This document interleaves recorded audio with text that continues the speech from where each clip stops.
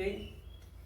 Retomando aqui. São águas que estão vindo de baixo e águas que estão vindo de cima. Para mostrar que existe água embaixo da terra, como já foi provado aqui já. Só que eu preciso mostrar para você aqui outro texto. Já estamos chegando onde a gente quer chegar. Abre, por favor, em 2ª Epístola de Pedro. 2ª Epístola de Pedro. Vou botar aqui. Pastor, Sim? Calma, tá perguntando por que epístola. Quem perguntou? Epístola porque são cartas, tá? O termo, muitas vezes, tem alguns termos, não sei como é que você está na sua tradução. Logo no início, deixa eu pegar essa daqui. Tá, epístola. Epístola? Então, na sua tradução está como epístola. E algumas traduções vai estar carta, porque de fato são cartas, tá? A epístola está carta aí? Na King James está cartas. Na sua... Epístola universal, né? Epístola universal, tá? Por quê? Porque é para todos. Isso aqui é muito bom, essa expressão universal, porque é para todos, tá?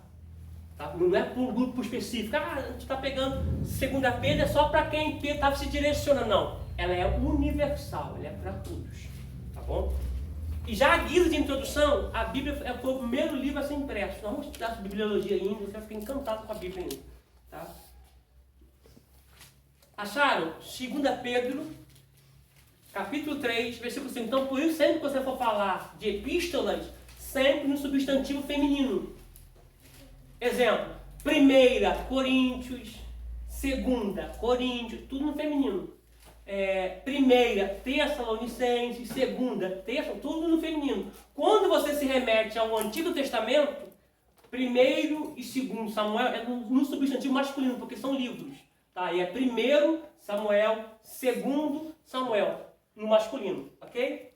Vamos lá, 2ª Epístola de Pedro, ou 2ª Carta de Pedro. Capítulo 3, versículo 5. Gente, eu quero ler. Vamos ler o 5. Vamos ler. Olha o versículo 5. O que Pedro diz. Eles voluntariamente ignoram isto.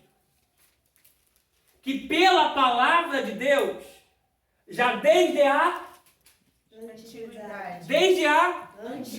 Olha para mim. Gente, quando a palavra diz aqui antiguidade, está falando de algo que está fora do tempo.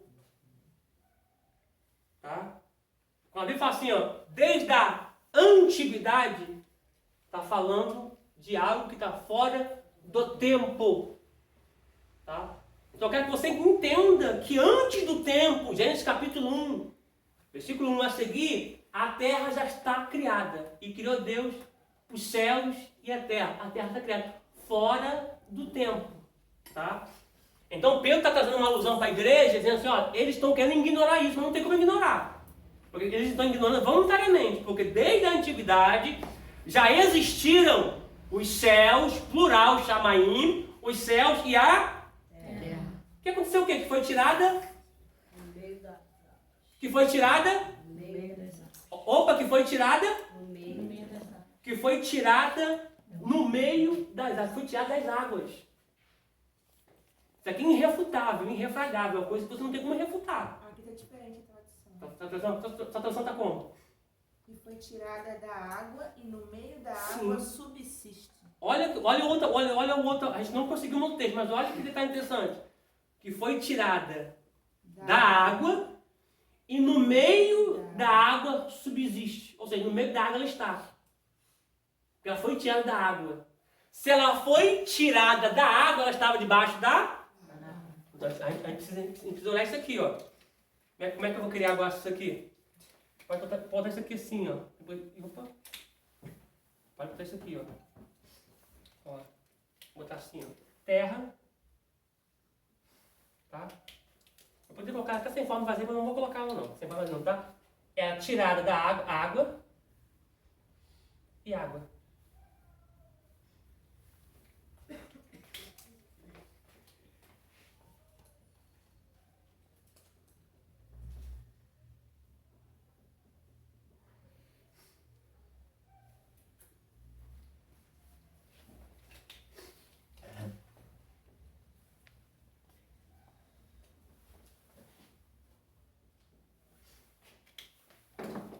consegue agora ver com mais clareza isso aqui?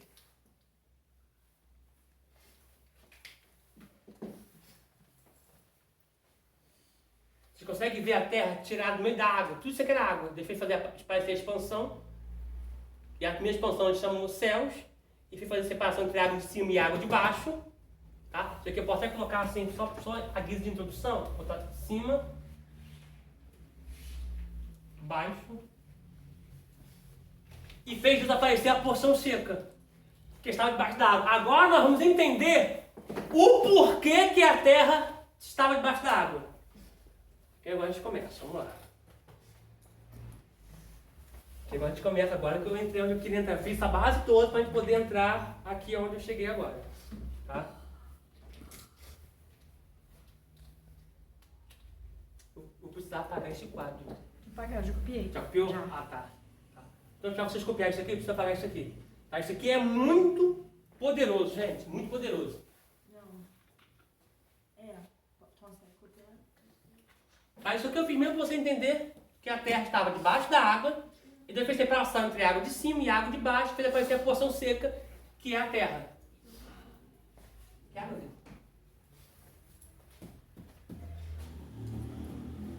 Mas você me disse, tem como você pegar, por favor, para mim, o álcool está dentro da bolsa?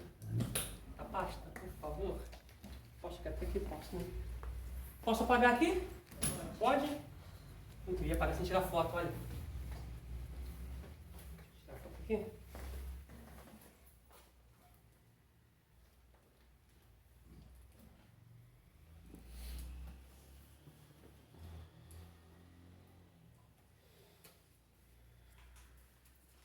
Vamos lá, então. Vou apagar aqui.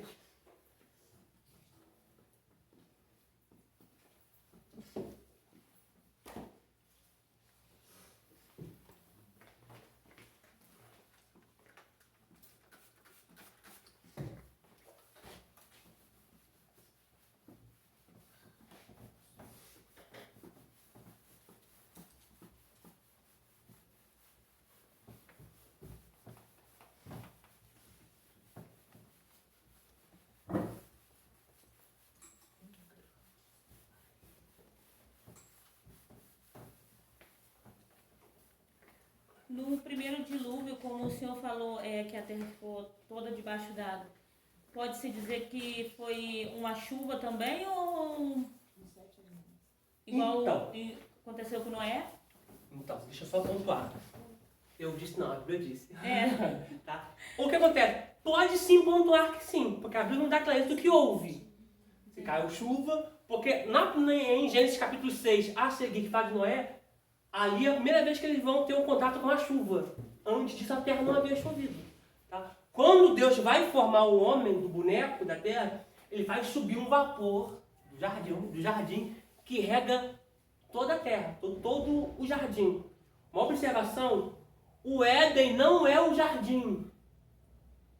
O jardim foi plantado no Éden. Você precisa olhar isso aqui. A palavra Éden, não vamos chegar lá ainda, não vamos chegar lá agora.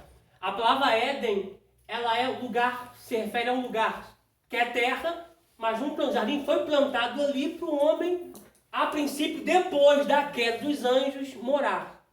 Tá? Só que Éden é a terra sem pecado. Tá? Depois que houve pecado, automaticamente. Só que a sua pontuação é muito boa. A gente pode se dizer que sim, houve chuva ou os abismos se abriram. Mas o que a gente pode aplicar literalmente com base bíblica é que a terra estava debaixo da água.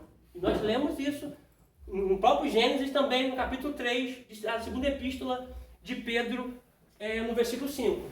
Que a terra está debaixo da água e no meio da água ela subsiste.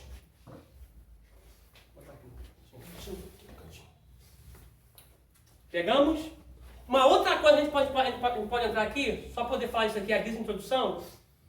Se a terra estava debaixo de água, é porque a terra passou por um juízo. Tá? A gente vai ver agora o que aconteceu para a terra entrar nesse juízo. Tá? Portanto, lá em Noé, Deus fala assim, Deus faz uma aliança com Noé. Essa aliança é um arco-íris. Tá? Que Deus não iria mais destruir a terra pela água. Porque a primeira vez que a terra está debaixo da água foi antes de Noé e depois após Noé construir a arca. Conseguiram entender? Quando João vai ter a visão do Apocalipse, João vai olhar em cima do trono, existe um arco-íris em cima do trono.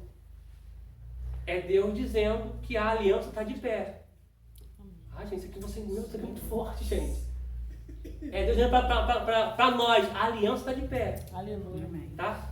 Uma coisa que também não vou falar hoje, eu posso falar em outra aula para frente, a gente sabe quanto tempo nós vamos ter aqui, é que todo desastre climático é porque um ser está se rebelando. Então, também você vai mais um pouquinho para frente. Tá? Só para você ter noção. Tudo que Deus criou, Deus colocou uma lei. Tudo. Existe lei para a água da chuva. Existe lei para a água do mar. Não sei se você já leu na Bíblia. A Bíblia diz que Deus instituiu uma ordem para a água do mar para ela ir até certa altura. Dali ela não pode passar. Quando a água passa da onde Deus estipulou que seria para ela ficar, existe um anjo que está se rebelando. Porque se você olhar Apocalipse, quando Deus mostra para João vai dizer assim, ó, uma terça parte da terra foi ferida, uma terça parte da água foi ferida, uma terça parte da natureza foi ferida, um terço, né, uma parte das estrelas caíram. Por quê? Porque quando Deus criou tudo, Deus colocou os anjos ali. Sendo ele da luz ou não, aqui nós estamos falando dos que são das trevas, quando alguma coisa acontece, são eles se rebelando. Eu não vamos chegar lá ainda. E a Bíblia diz que nós vamos julgar esses anjos. Então, quando é um tsunami, o anjo está bem rebelde. É um anjo caído que está se rebelando. No caso, um anjo caído, né? Sim. Quando a gente olha a mitologia, Poseidon é o deus da água. A mitologia é o deus da água.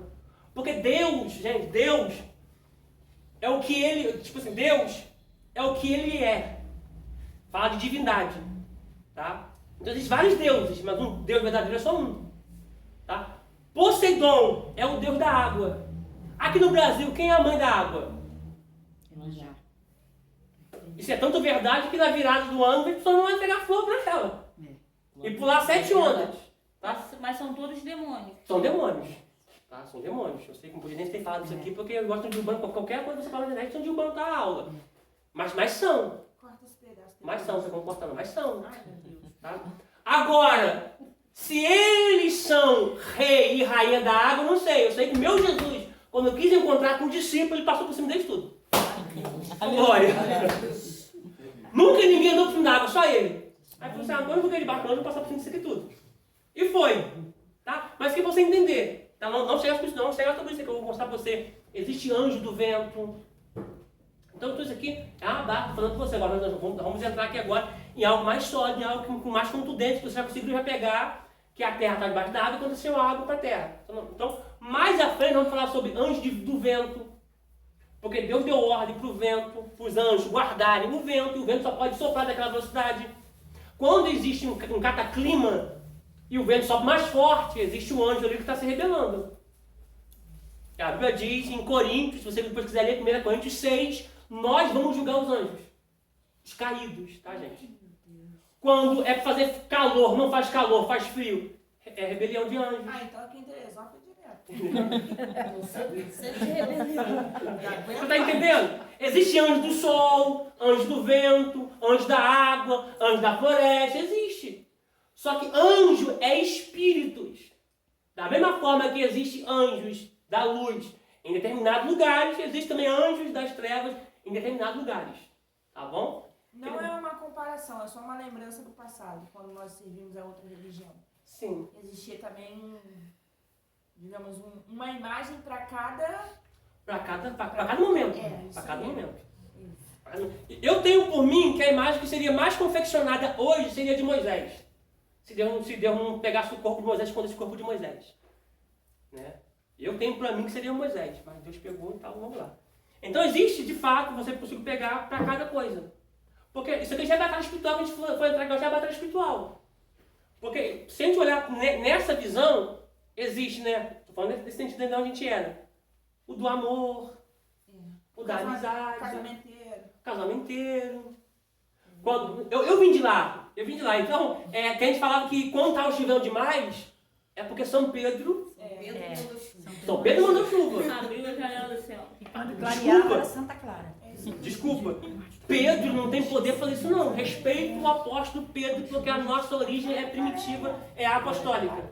Mas quem tem poder sobre a água é Deus, que liberou comando para alguns anjos. Já que você veio lá em sonho estudado, quem era São Longuinho? Rapaz, eu tenho... Eu ia falar, não posso falar não, mentira, não posso falar não. Ele devia esconder alguma coisa nossa antes, tá? Pra gente poder achar e dar ponto pra ele. São Longuinho, isso aqui tá repreendido em nome de Jesus, tá? Quando trovejava muito, minha mãe sempre falava Santa Bárbara. Nós também. Até queimava o... Clareou. Santa Bárbara. Sim, então a gente poder ter noção que existe anjo do sol, anjo do vento, anjo da água, anjo da floresta, cachoeira, enfim, nós vamos falar por tudo isso aqui, tá? Eu sei que a gente não tem matéria espiritual, mas eu vou perguntar se esse assunto me interessa muito.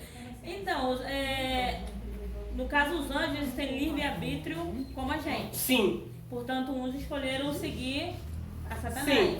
Sim. Hoje em dia, hoje assim, alguns anjos ainda podem se rebelar ou isso Sim. não? Olha pra cá, gente, olha pra cá. A pergunta que a Anderlé fez, ela é muito contundente, muito relevante. Não é mais pertinente. Não é pertinente também, tá? Olha só, ela botou sobre livre-arbítrio. Gente, existe livre-arbítrio sim. Como eu falei na aula passada, existe livre-arbítrio, que é o poder de escolha. Mas eu tenho pra mim uma visão que os escolhidos, não tem jeito. Os chamados sim, enfim, os escolhidos, enfim. Porque onde estava o livre-arbítrio de Jonas? Mas enfim. Só que, pegando os anjos agora, nesse momento, se eles quiserem se rebelar, eles se rebelam. Os da luz, eles têm livre-arbítrio. Tá? A diferença é, pastor, professor, por que os anjos caíram, não tiveram perdão e nós temos perdão? É porque eles caíram em um estado perfeito. Eles caíram em espírito. Tá? E nós, primeiro, somos o quê? De baixo para cima. Somos corpo, corpo, alma e espírito. São três. Tá? Então os anjos pecaram em estado de espírito. Então para eles não tem mais perdão. Mas os anjos dos céus, que estão no céu, ou os anjos que estão na terra, nos guardando, se eles quiserem se rebelar agora, eles se rebelam. Só que eles não se rebelam porque eles sabem que o melhor lugar é o lado do Pai. É obedecendo o Pai. Porque Deus não fez os anjos como uma robótica. Esses anjos que vão me adorar, esses aqui vão cuidar do altar que está debaixo do meu trono, esses aqui vão sustentar o meu trono, não. Embora existam anjos que clamem acima de Deus, dizendo, Kavod, Kavod, Kavod, Santo, Santo, Santo. Eu quero que vocês entendam, gente, isso aqui olha eu estou perguntando, onde está me levando? Eu quero que você entenda que os anjos não estão cantando para Deus. Eles estão apontando um para o outro. Santo, Santo. Não é dizendo para Deus assim, tu és santo. Então, eles estão cobrindo os olhos, cobrindo os pés, duas áreas estão voando, dizendo, santo. E você lê lá em Isaías 6, clamavam um para o outro. Porque isso vai soando no céu, que Deus é santo. Para mostrar em que lado eles têm que ficar. Porque Deus sabe que Ele é, gente. Pegou isso aqui? Deus sabe quem Ele é. Mas os anjos estão clamando um para o outro. Ele é santo. Santo, Kavod, Kavod, santo. Santo é o Senhor dos exércitos. Viu pegar? Então os anjos têm livre-arbítrio. Eles só não se rebelam porque escolheram a melhor parte, que é estar com Deus. Tá? Eu preciso dar um pontuamento aqui para vocês aqui, para a gente poder entender isso aqui. Eu preciso que você entenda que a Bíblia, olha para mim, a Bíblia, ela não foi escrita em ordem cronológica. Ela não foi escrita em ordem cronológica. Tá? Se a Bíblia estivesse em ordem cronológica, será que é assim? Tá? Depois eu até recomendo para vocês a Bíblia aqui, ó, Bíblia em ordem cronológica, só para estudo. Tá? Tem essa aqui, que é da NVI, Nova Versão Internacional, mas também tem a Bíblia do pastor Alderi Nelson Rocha. Tá? A Bíblia em ordem cronológica, é a Bible Cronos. Depois podia colocar no grupo. Tá, coloco sim. É uma ótima ferramenta para você ter na sua biblioteca em casa, para você ter junto aos seus estudos. Não é para você trazer para a igreja. Por quê? Porque ela é de ordem cronológica. Principalmente o Novo Testamento ali. Você pega Mateus, Marcos, Lucas e João, você vai ver ali os evangelhos, tá tudo junto ali, dentro de uma ordem cronológica. Tá? Porque se nós formos olhar para a Bíblia de ordem cronológica, qual foi o primeiro livro a ser compilado? Alguém sabe? O livro de Jó. Alguém nunca ouviu isso aqui? Não. A ser canonizado, aliás, a ser compilado, escrito, foi o livro de Jó. Tá? Alguns dizem, os rabinos, eruditos, quem escreveu o Jó foi Moisés. Assim como ele escreveu o Gênesis, o Êxodo, o Levítico, o Número e o Deuteronômio. Isso é tão fascinante que Jó ele é contemporâneo lá de trás. Ele é como patriarca nosso. Eu acho tão interessante que Moisés escreveu Jó e ainda os 5 livros da Torá, ele escreveu falando da sua morte. Moisés escreveu o livro de Jó? Sim. Pra você ver como é que o estudo ele é bom. Tá? Só que ela foi canonizada pra gente assim, pra gente poder ter uma noção. Tá conseguindo entender? Rapidinho. Uma prévia rápida. Novo Testamento. Antes de ver o Novo Testamento ali, a gente acha que Mateus foi o primeiro evangelho a ser escrito em Mateus. A gente acha que depois vem Marcos, vem Lucas, vem João. Não. O primeiro texto, o primeiro livro, que é uma carta, mas até como livro, a ser escrito no Novo Testamento, foi a carta aos Coríntios. Que foi Paulo que escreveu. Depois vai vir os evangelhos, mas primeiro foi o Coríntios. A carta do apóstolo Paulo à igreja de Corinto. Por quê? Quando Judas traz Jesus e vai se enforcar, ele chora e vai se enforcar, eu quero que você olhe para mim aqui. Existem 2 coisas, gente. Existe o remorso e o arrependimento. Tá? Judas sentiu remorso. Devolveu a moeda e foi se matar. Mas Pedro negou, mas teve arrependimento. Então existe uma linha muito tênue em remorso e arrependimento.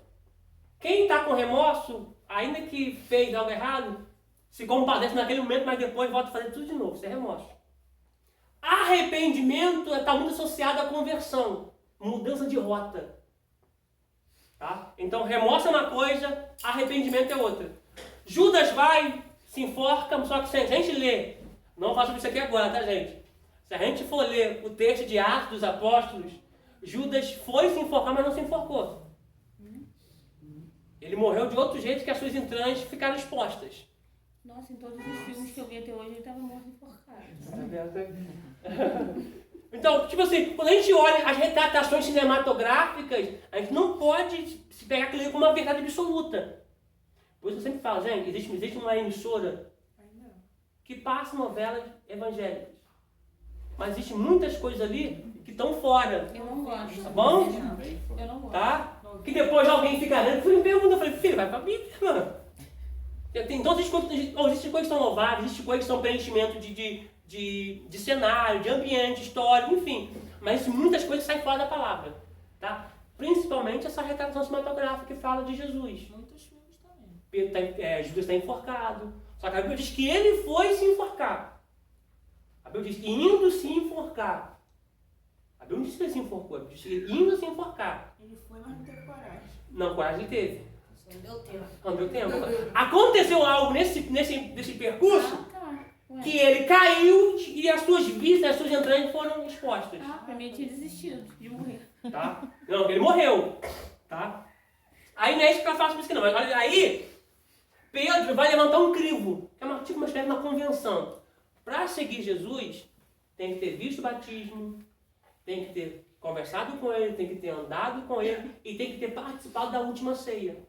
Porque Pedro não aceitava o apostolado de Paulo. Você acha que o problema tem na igreja hoje? Tem não, vem lá atrás. Se você ler lá Gálatas, lá tem irmã lá de Gálatas lá que estava brigando com outra irmã por causa de cor de roupa. Mas se você ver a igreja de Corinto tinha problema, a igreja de Tessalônica tinha problema, a igreja de Colossos tinha problema, a igreja de Filipos tinha problema. O problema não é só não, já vem lá atrás.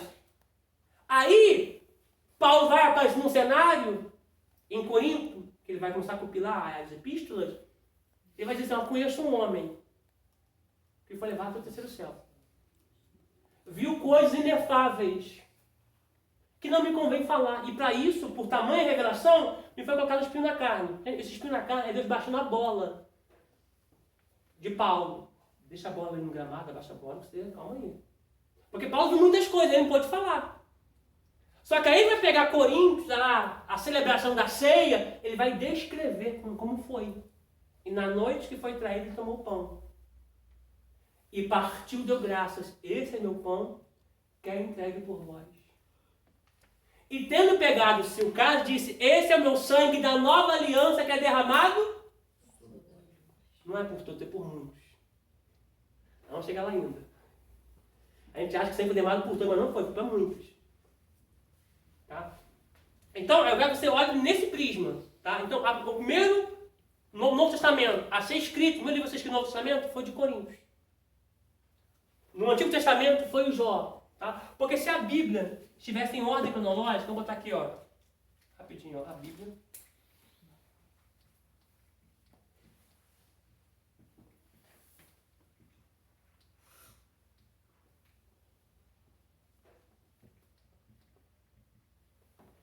Se você vê em algumas epístolas de Pedro sempre vai retratar Paulo como o irmão Paulo.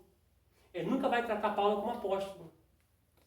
O irmão Paulo escreveu algumas coisas que são de fáceis entendimento, outras que são difíceis de serem entendidas. Mas requer estudo, requer, né, uma dedicação, mas sempre citando como irmão Paulo.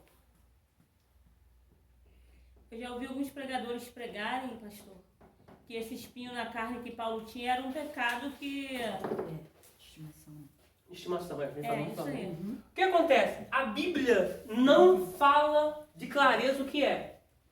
Existem várias especulações. Uma especulação é essa, uma tese, uma teoria é essa. Respeito, mas eu acho que não seja.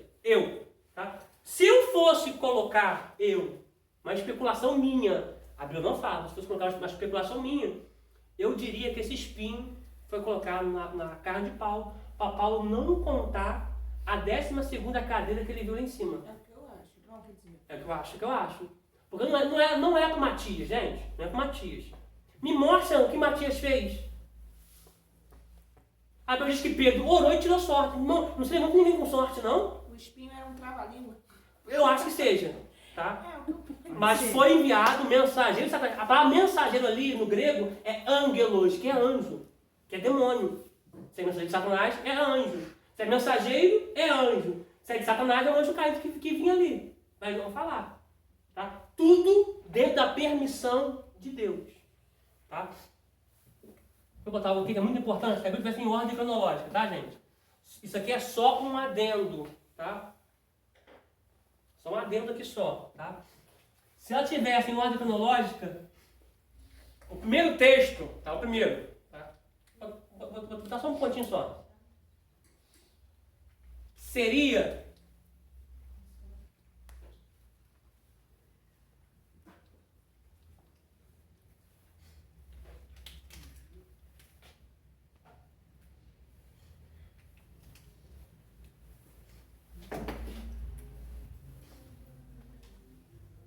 João capítulo 1, versículo 1 até o versículo 3. Deixa eu botar aqui já de uma vez. Vou botar aqui, ó, que fala no princípio.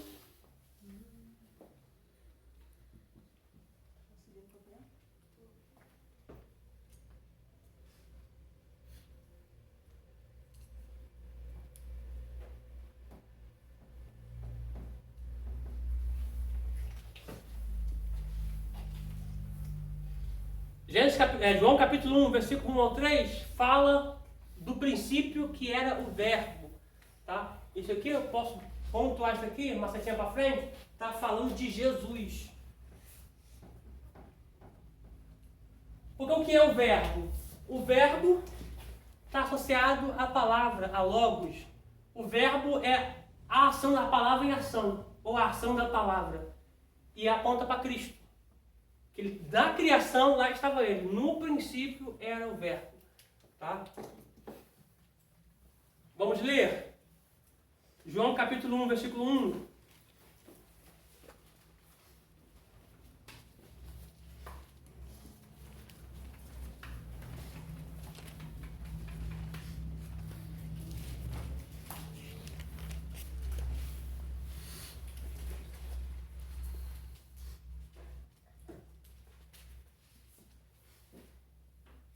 Acharam?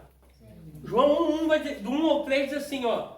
No princípio era o verbo, e o verbo estava com Deus. E o verbo era Deus. Ele estava no princípio com Deus.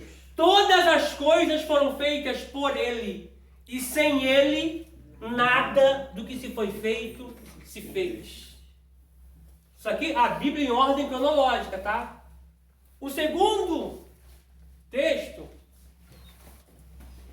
seria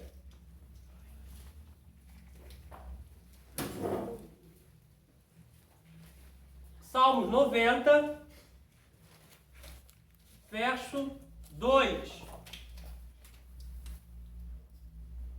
Vamos ler? Salmo de capítulo 90.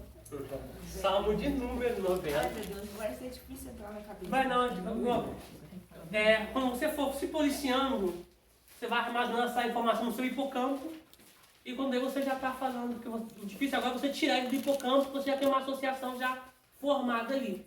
Entendeu? Mas conforme o tempo, você vai eliminando o seu hipocampo e vai aderindo a essa nova colocação. Essa nova não, né? A colocação certa.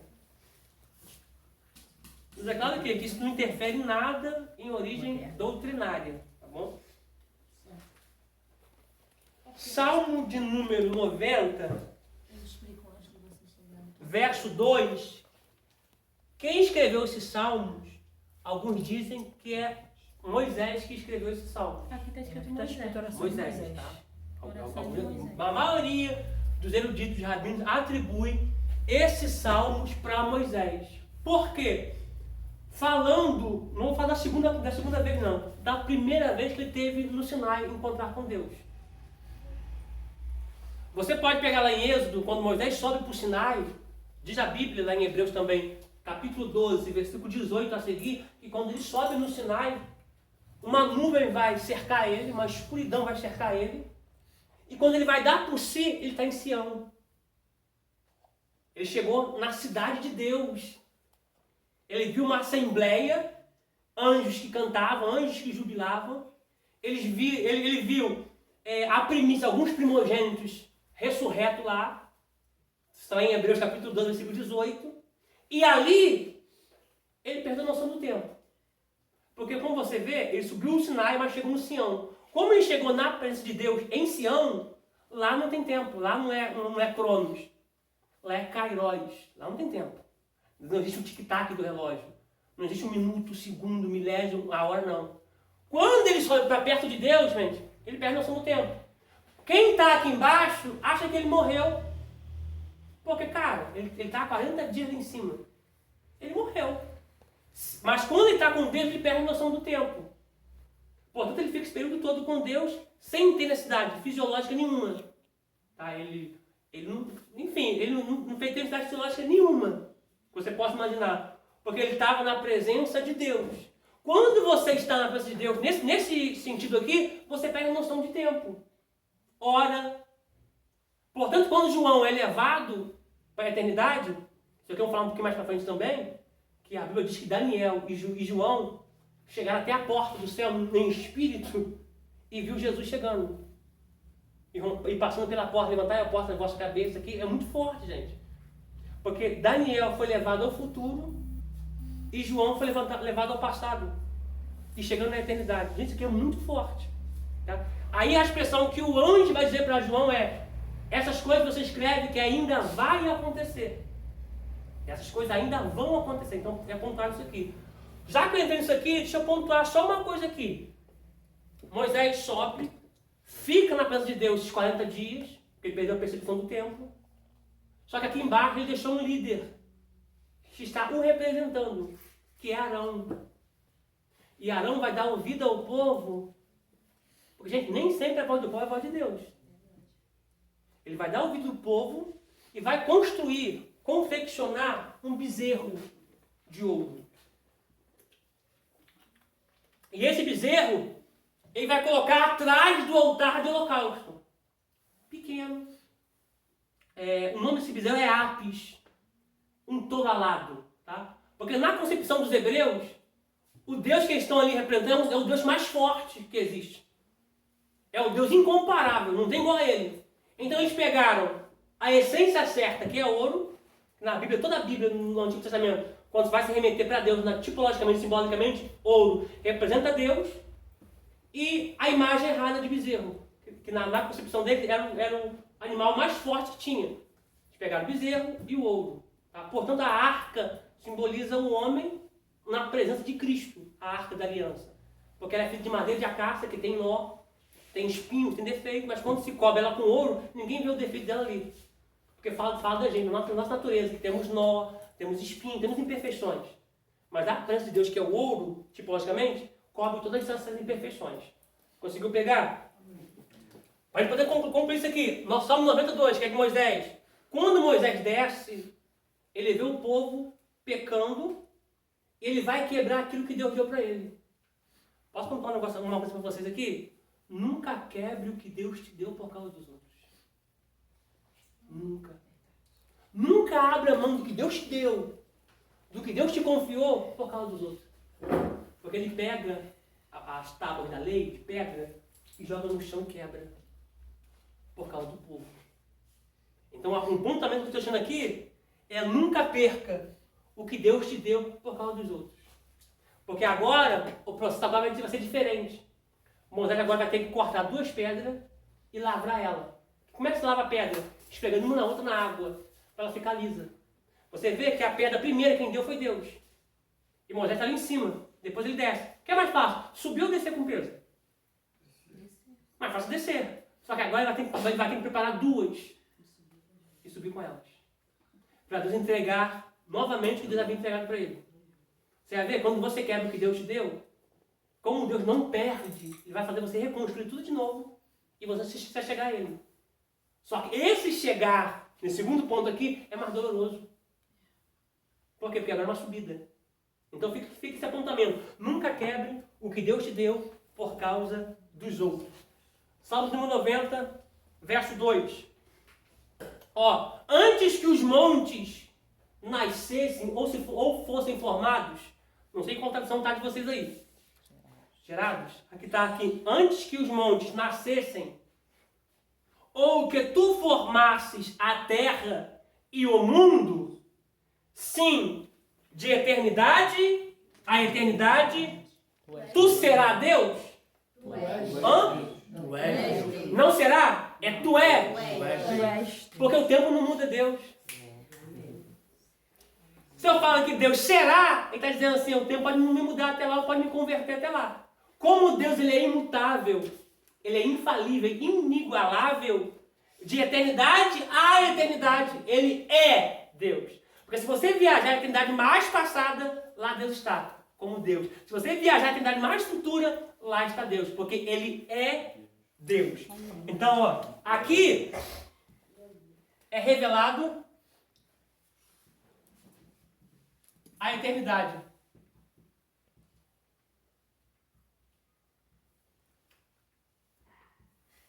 Isso aqui é muito forte, gente. Outro texto aqui, abaixo desse aqui, em ordem cronológica, agora seria Gênesis, capítulo 1, versículo 1. Que eu vou deixar escrito aqui.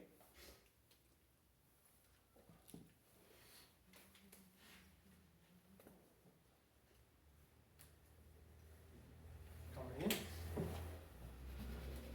Sabia que eu vou deixar.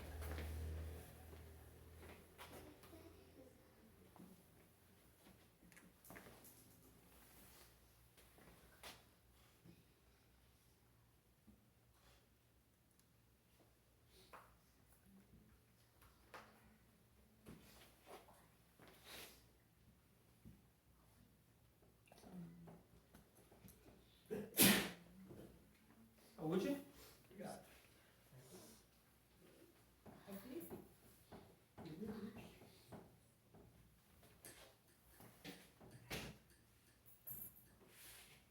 Cadê? Ó, consideração aqui, ó.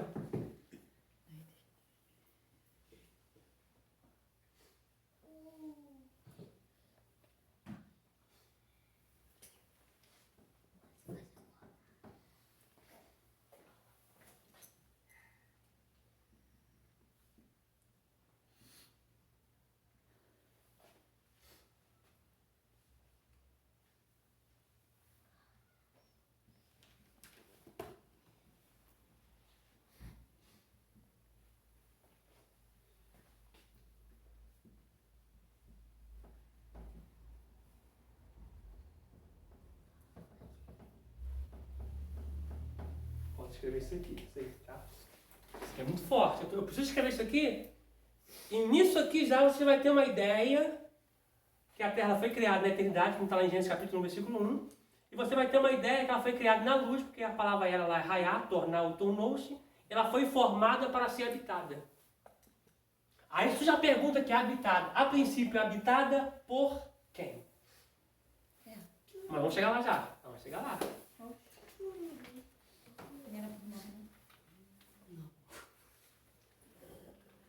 Eu vi alguém falar que foi para Adão. Alguém falou não. Quem falou não tá certa. Não, eu pensei que era pra gente. Não tô vendo que não. A princípio, não. Pastor, quando Isaías vai dizer que ele não tinha formosura, agora eu esqueci o versículo. Isaías 53. Isso foi uma revelação ou ele viu Jesus? Então, o que acontece? Quando Isaías ele verbaliza essa expressão para que a nação de Israel e a nação de Judá tenha essa concepção, porque ali o reino está dividido, Isaías não diz claramente que ele viu, né? Mas também ele não disse que Deus falou, ele verbalizou. O que aparece ali é Deus tomando a boca do profeta e está dizendo, assim diz o Senhor, né? Que ele não terá parecer nem formosura. É a interpretação minha. Por que nem parecer nem formosura? Porque Jesus nunca ia atrair alguém por sua beleza. Tá? Primeiro apontamento, tá? Quando a gente olha as retratações cinematográficas, as imagens que são criadas de Jesus, não é nada daquilo. Tá? Porque eles botam Jesus de olhos azuis. Branquinho, né? Cabelos compridos, longos. Né? Se a gente olhar assim para o contexto de onde Jesus nasceu, o sol queimava muito a pele. Entendeu? Então a probabilidade de ele não ser tão claro assim é muito grande. Não estou afirmando. Tá? Mas o que a gente podemos dizer no texto ali que Isaías não disse que ele viu e também não disse que Deus falou que ele recitou. Deus toma a boca do profeta com voz profética, ele verbaliza conforme Cristo seria, conforme Jesus seria. Sem parecer, sem formosura. E uma outra coisa boa que nós temos esse texto aqui para poder falar, nesse mesmo capítulo de Isaías 53, que ele levou sobre si as nossas enfermidades. Quando a gente olha esse texto no hebraico, lá no Taná, não é enfermidade, é pecado. Se a gente olhar grosso modo, poxa, ele levou meu pecado e eu estou enfermo. Eu vim dar aula aqui hoje, não quis um pouco de crise de bronquite. Tive que usar bombinha lá em casa, lá e tudo. Para poder chegar aqui agora. Estou com bombinha dentro, tá com meu bolso aqui. Então, se a gente olhar assim, ao pé da letra, sem interpretar o termo, a gente entra em parafuso. Peraí. Como é que ele levou sobre si a minha enfermidade e eu estou enfermo? Mas quando se traduz a palavra ali, em hebraico, é pecado. Pecado é enfermidade da alma? Sim, que gera morte eterna. Tá? Então a gente precisa muito, igual quando a gente lê Salmo 23, o Senhor é meu pastor, Adonai Roi, em hebraico, Lo Reessar. O Senhor é meu pastor, nada me faltará. Quem é que já tem falta de alguma coisa, levanta a mão. Eu já tive falta de muitas coisas. Nem por isso ele deixou de ser meu pastor. Mas quando a gente olha a palavra em hebraico lá, para nada, a gente olha isso aqui, é um lamed em hebraico, e isso aqui, ó. E um aleph. Essa palavra aqui nunca é nada. Isso tem uma palavra? É. Duas consoantes. Lamed, isso aqui lamed em hebraico. Parece chinês. Lamed, isso aqui é o aleph.